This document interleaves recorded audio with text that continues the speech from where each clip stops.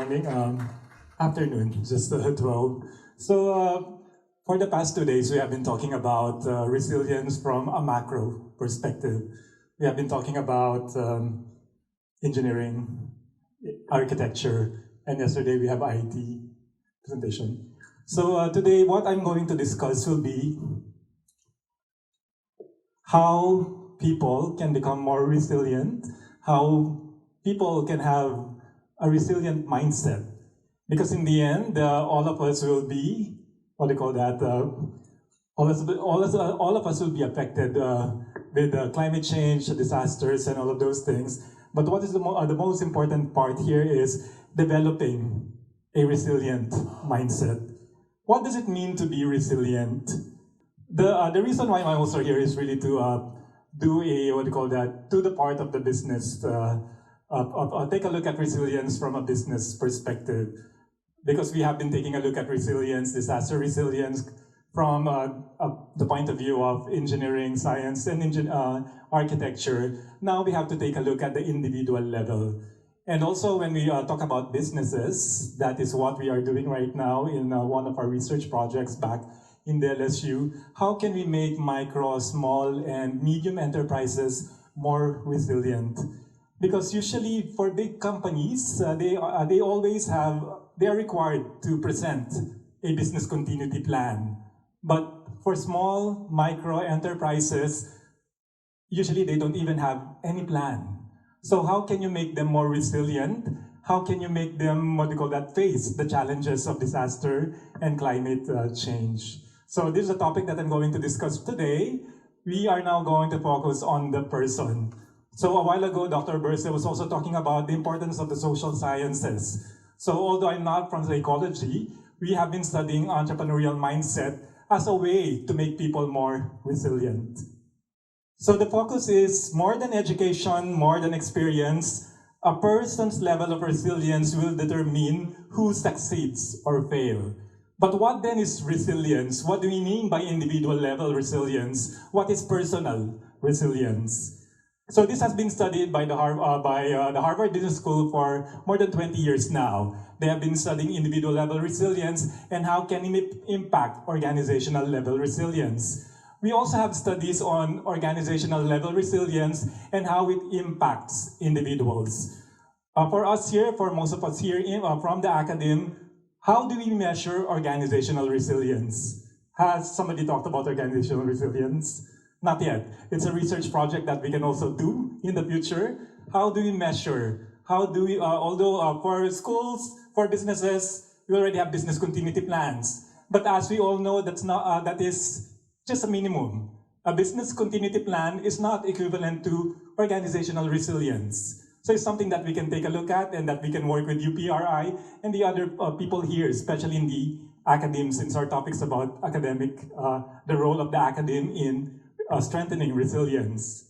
So if you take a look at that one, what makes a person resilient? So in this case, you have a staunch acceptance of reality. We have discussed disasters. So climate change is already here to stay, even if the biggest like US, the president of the United States doesn't actually believe in it. But we have what you call a staunch acceptance of reality, a deep belief, often buttressed by strongly held values that life is meaningful. Filipinos are always known to be resilient but sometimes the problem with resilience that we overuse it, that sometimes we don't talk about accountability anymore and we just, oh, our people are very resilient. That's not enough. Okay, and the last part is an uncanny ability to improvise. When we talk about resilience, we go beyond innovation. Innovation is really more of a process that takes a lot of time. But when we talk about resilience, especially when it comes to disasters, climate change, climate and disaster risks, we have to improvise. When there is when there is a disaster, what do we do to improvise? Are we ready to improvise? What will be the parameters for us to improvise? So these are the things that we can take a look at. These are the things that hopefully within the, given this conference, given this, for the past 2 days, we go beyond thinking about macro perspectives, we also have to go back to the individual level, to the person. How do we actually make a person more resilient? And in our studies, what we have been doing right now is that we're developing a resilience, what they call that, index for micro and small enterprises. Because as we all know, for DTI, 99% of our businesses are considered micro enterprises. And how do we make these micro enterprises more resilient? And what we are trying to what we are trying to correlate now is, if you have an entrepreneurial mindset, you can also become more resilient. But what is entrepreneurship? If you take a look at this one, the future belongs to those who can think like an entrepreneur. You don't have to actually start your own business. Just think like an entrepreneur and you can become more resilient. Entrepreneurship is very important because it creates jobs, it makes people more, more confident in facing challenges. But entrepreneurship goes beyond starting your own business. It is basically a mindset. So it's a mindset that we aim to develop for people to become more resilient. The next part here is that we already know this one, the 21st century skills. A lot of us were, educated in the past century. But if you take a look at this one, we have what you call, I will just summarize this too, tools for life, okay? These are the things that hopefully we can develop as persons to be more resilient. And we can, and since I'm also talking about the business sector, we can also have like our small businesses, our micro and small enterprises to become better, to become more resilient. The first one is, there are 8, so I'll just talk about the 8. And so hopefully for those who are here in the audience, think, how are you practicing these things? Are these present in you right now as a person? Are these things present in your organization as well? So when you talk about entrepreneurial mindset, we also have the term, which is more formal, we call it corporate entrepreneurship. So that will be the organizational level entrepreneurship. And I think right now for most universities, that's also the reason why we're doing a lot of technology business incubation, even within the universities, because we really want to develop all of these things. So the first thing that I would like you to think of, in order for you to become more resilient through an entrepreneurial mindset, is by having initiative and self-reliance. When we talk about initiative and self-reliance, it's basically the power to take ownership of a project. So when there are disasters, who is in charge? In your community, who is in charge? In your organization, who is in charge? At home, who is in charge? Does all of us here have an emergency grab kit, a grab bag at home? Hopefully, because it's a resilience, conference, I assume that majority of the people here have a grab kit, an emergency, what do you call it? What's the name? Emergency, a go bag. Okay, does all of us have one? None, okay, no, it's a very important thing. So a thing as simple as that, you have to think like, who is in charge? If there's a disaster in my organization, if there's a disaster now, who will take care of other? Of course, you have to take care of yourself, but who are you going to rely to? Especially if you have a lot. The other things that we're also taking a look at will be, how do we help PWDs, for example, during times of disasters?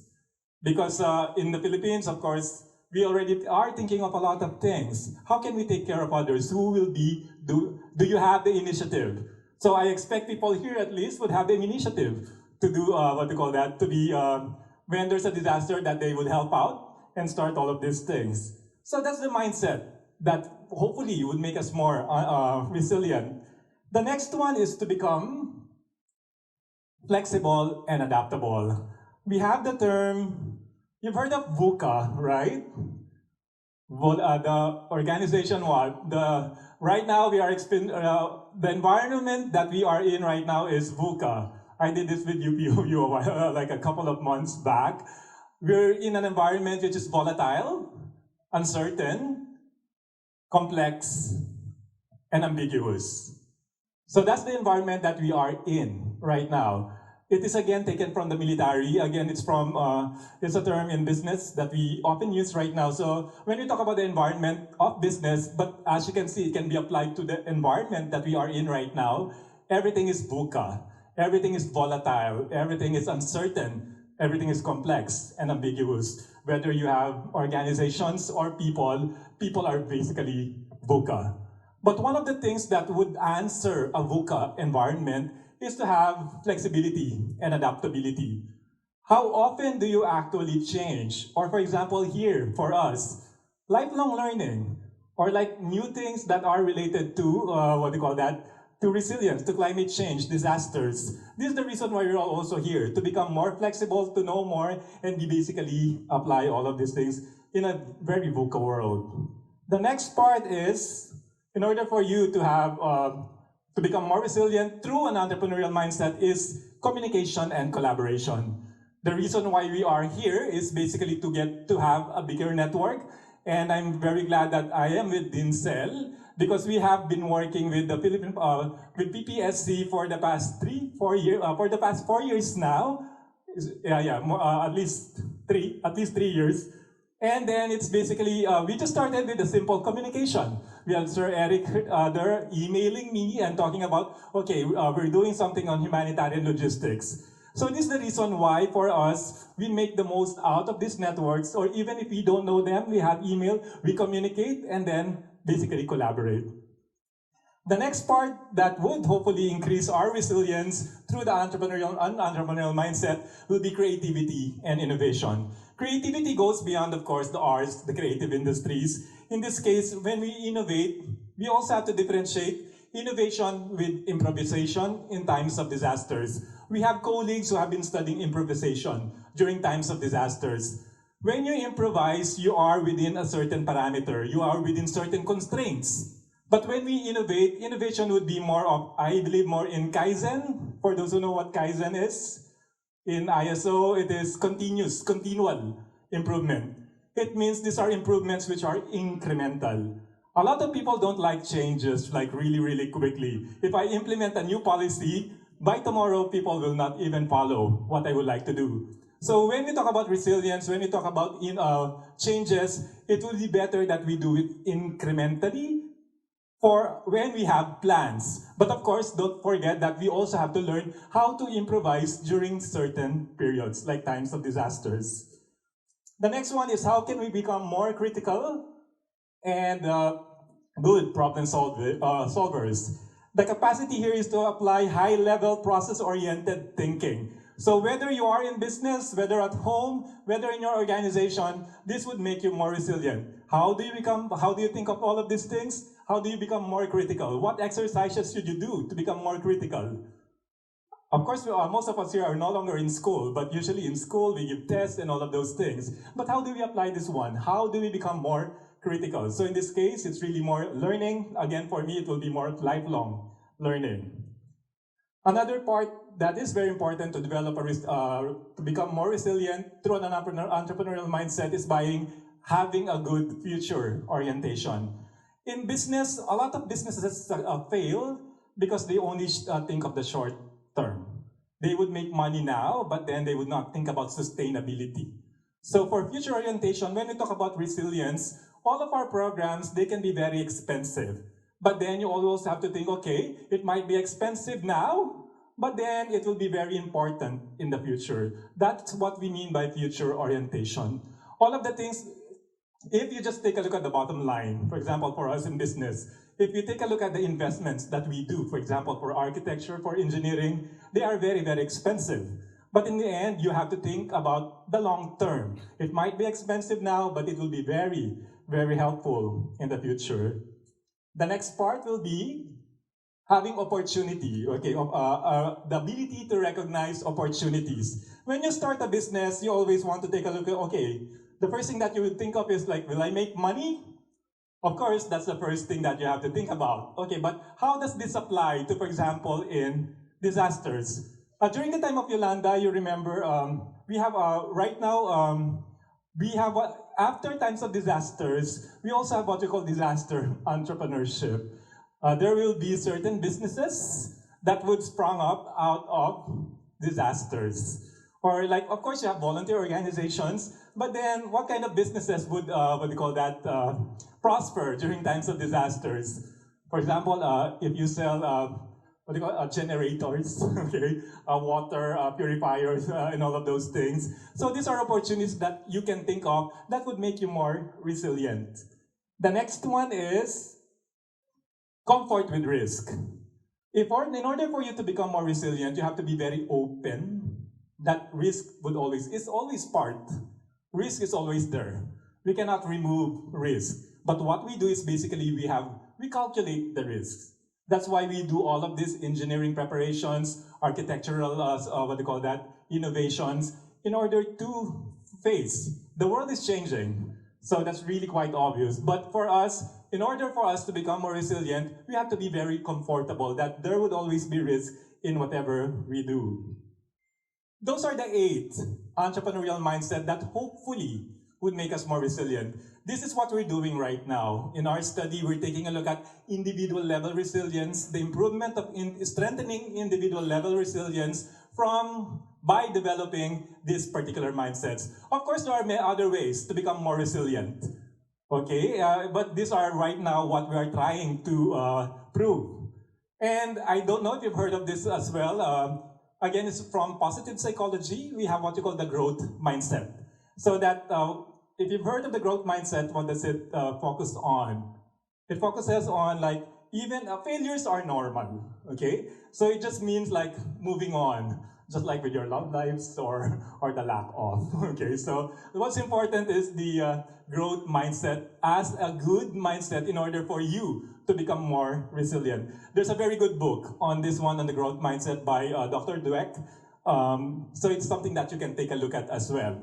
In the end, what we are trying to do here, what we are trying to study in business is definitely because I am doing studies on entrepreneurship, so we take a look at the entrepreneurial mindset. But since we also are looking at resilience, one way for us to improve resilience is by improving the entrepreneurial minds of the people by those 8 categories. This is just one of the many ways that you can take a look at resilience. So what is important now is, for you in the academe, for those here, even if we are not in the academe, one thing that we can work on, one thing that we can take a look at will be organizational resilience and its impact on individual level resilience. We can take a look at resilience from different perspectives. We have, of course, the macro perspective, you have the environment, you have the built environment, you have physical environment, all of those things. But then we always are part of any organization. Our organization here will be, of course, a lot of us here will be from the academe. Is our organization resilient? For example, here in UP, how resilient is UP? And expected to be resilient because we have UPRI, okay? And then how resilient is your organization? And how does it impact people within the organization? Or once you go back home, is my house resilient? Are people inside my house resilient? In the end, we think like an entrepreneur, even if you are not starting your own business, in order for you to be more resilient. With that, I end my talk and I just listen to some of your comments and we can discuss more on individual level resilience and organizational level resilience later or sometime in the future. This is my email address, so hopefully we'll be able to communicate and collaborate more. Thank you.